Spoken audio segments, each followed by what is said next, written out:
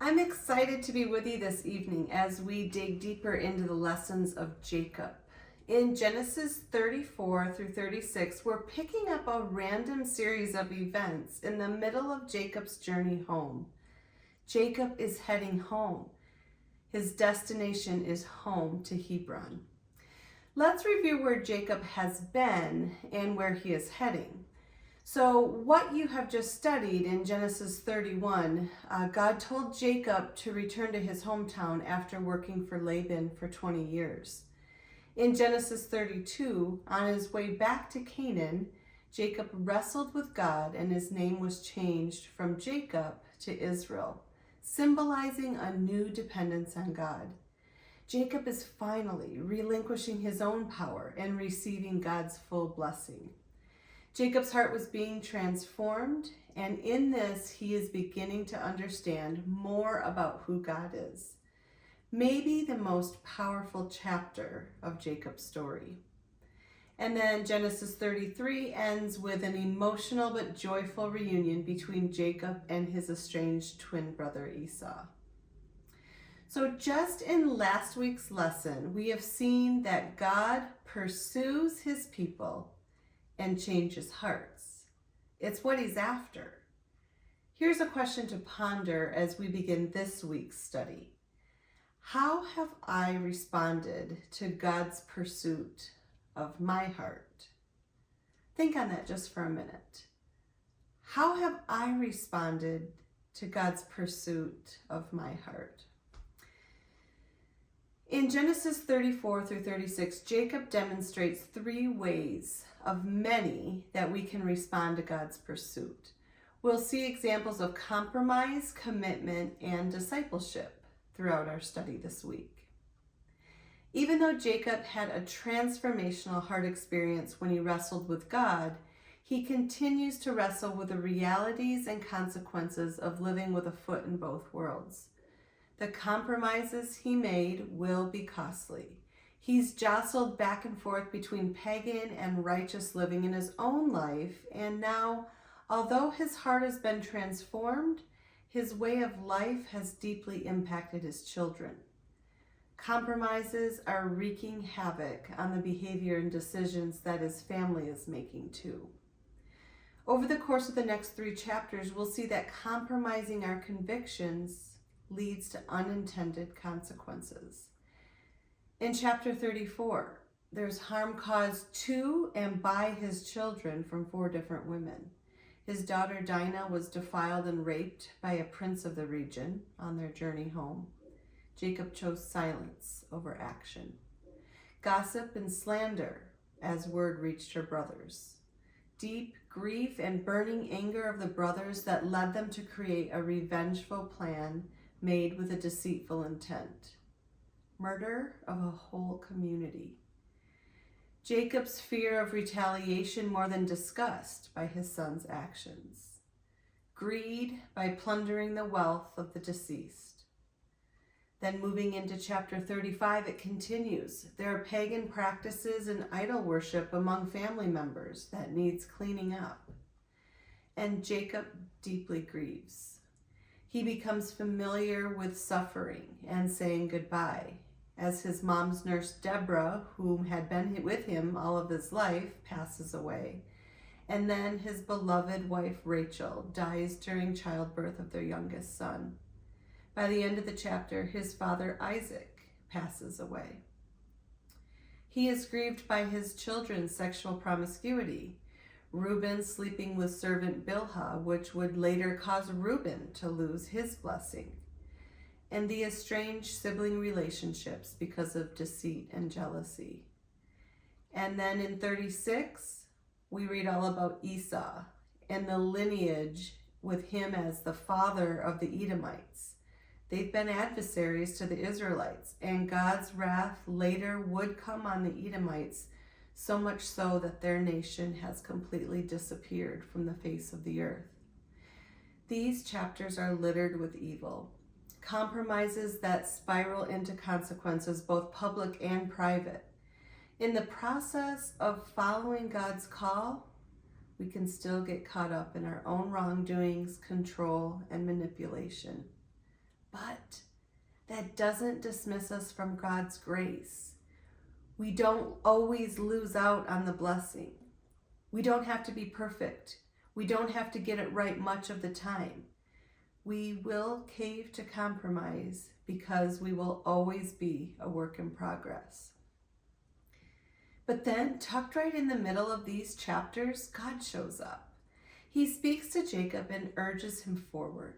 He encourages him to continue the journey he has called him to, the journey toward home.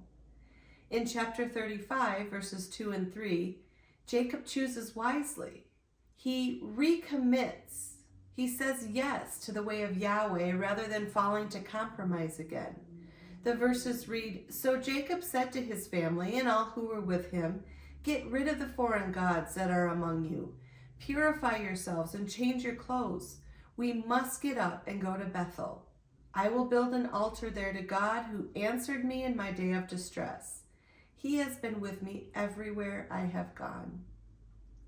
It was as if Jacob was saying, come on guys, we've got to clean it up. We've got to get rid of the old and recommit to the one true way of God. Jacob recommitted himself by turning toward God and realigning his path. In a life of independence and control, where Jacob tried to take matters into his own hands time and time again, we see the character of God emerge. In fact, none of the compromises of Jacob's life stopped God's sovereign plan for his people and his promises. This isn't really about Jacob as much as it is about God. God always calls us toward repentance and gives us the opportunity for renewed commitment. He doesn't stand atop a pedestal and make assumptions or cast judgment on Jacob. He comes near and he puts himself in the shoes of Jacob. And he just loves him. He is just, yes, but he is, oh, so kind to him. He appears to Jacob and he calls him by name. He gives him a new name, Israel, as if to remind him that he is his child and called on to carry the blessing that God promised. God reminds him of his steadfast commitment. In these words from Genesis 35, 11 and 12, God says, "I am God Almighty. Be fruitful and increase in number. A nation, indeed an assembly of nations, will come from you, and kings will descend from you. The land I gave to Abraham and Isaac, I also give to you, and I will give this land to your descendants after you." God's steadfast commitment reminds us that we can trust God. He is gracious and kind.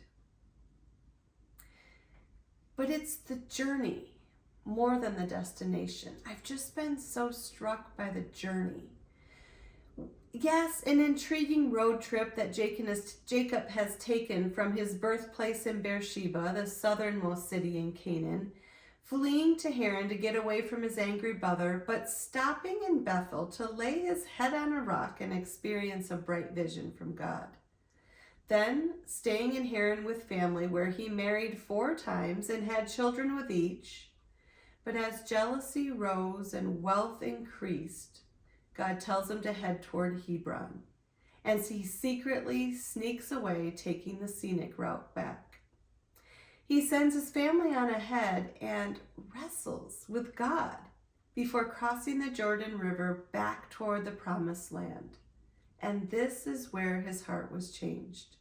At each stop along the way, Jacob either encounters God or makes an altar to him to show his renewed dependence on him each step of the journey from here on out. But more than the road trip, more than moving from place to place, the thing that resonates with me is the journey of his heart. His journey toward discipleship, his commitment to actively follow along and learn how to walk in the footsteps of God, no matter the cost that comes with it. Jacob recognized that on his own he was crippled by deceit and lies, assumptions, greed, dishonesty, selfish ambitions. Before his transformation, He preferred to make the plans all on his own, call the shots, and sneak his way into blessing and success. But once God got a hold of his heart, he understood that waiting on the Lord and his direction was the only path forward. My NIV Study Bible helped me to see that Jacob's life had 4 stages, each marked by a personal encounter with God. In the first stage, Jacob lived up to his name, which means he grasps the heel, or figuratively, he deceives. He grabbed Esau's heel at birth, and by the time he fled from home, he had also grabbed his birthright and blessing. During his flight, God first appeared to him. Not only did God confirm to Jacob his blessing, but he awakened in Jacob a personal knowledge of himself. In the second stage, Jacob experienced life from the other side, being manipulated and deceived by Uncle Laban. But there's a curious change. The Jacob of stage 1 would have simply left Laban, whereas the Jacob of stage 2, after deciding to leave, waited 6 more years for God's permission. In the third stage, Jacob was in a new role as grabber. This time by the Jordan River, he grabbed onto God and wouldn't let go. He realized his dependence on the God who had continued to bless him. His relationship to God became essential to his life, and his name was changed to Israel, meaning he struggles with God. Jacob's last stage of life was to be grabbed. God achieved a firm hold on him. And in later chapters, we'll see that in responding to Jacob's invitation to come to Egypt, this time Jacob was clearly unwilling to make the move without God's approval. The most spiritually fulfilling part of Jacob's life is when he wrestled with God. He came to a place recognizing his need to release control, deal with the hurt that he had caused and had received, give up his way of doing things, and allow God to search his heart. He clung to God knowing his life depended on it. It's really more about the journey than the destination. You know, Jacob's journey actually reminds me a bit of my own. My family moved to California 10 years ago after some compromise, conflict, and heart conviction. It wasn't really what we had planned out for our family of 5, but back in 2015, God made it clear that his next step for us was a move from Holland, Michigan to Bellflower, California. We left our hometown, our families, our jobs, and we came to a foreign land. This period of my life, this wrestling with God, with questions and emotions and misunderstanding, turns out to be the most spiritually impactful time in my life. I didn't see it then, but I see it now as I've allowed the Spirit to move me from a grabber of God to just being grabbed. Like Jacob and Haran, we have lived, worked, and built community in Bellflower. Our children have grown, graduated from high school, and moved away to college with dreams for their future. God has given us opportunities we could not have dreamed up. He expanded our territory and ministry in other areas that we have stepped into. We found respite and healing from old hurts and explored some of the most beautiful places in the country. California has our heart and has been a gift. Like Jacob, my husband and I are being called back home. A lot has happened in our 10 years in a foreign land. This new land has provided reprieve, realized potential, deep longings, and new callings. There have been moments with bright visions from God with assurance about my future and his plans for me. There have been dismal days where I have clung to my own way and wrestled for control. And there have been deep valleys of loneliness and grief that put me in places that I felt all alone. And yet, God had a hold of my heart, and I had a hold of him.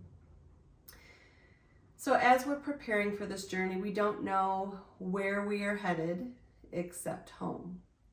And as people ask, what are your plans? Where will you work? Do you at least have a home? What about your boys? I just hold out my hands and say it's more about the journey than the destination. God has invited us to return back home and hasn't made the details clear, but has assured us that He will go with us, that He has good plans for our journey. We are trusting and waiting on the Lord, a lesson Jacob learned too. This is discipleship. I'm confident that I too, like Jacob, will have encounters with the living God as He directs our path. God is steadfastly committed to me. Like Jacob, I want to be recommitted to stopping along the way to bring Him honor and glory for the transformation He has brought to my heart. And when I compromise by choosing my own way, I have learned to turn my face toward my Lord and realign my life with His once again.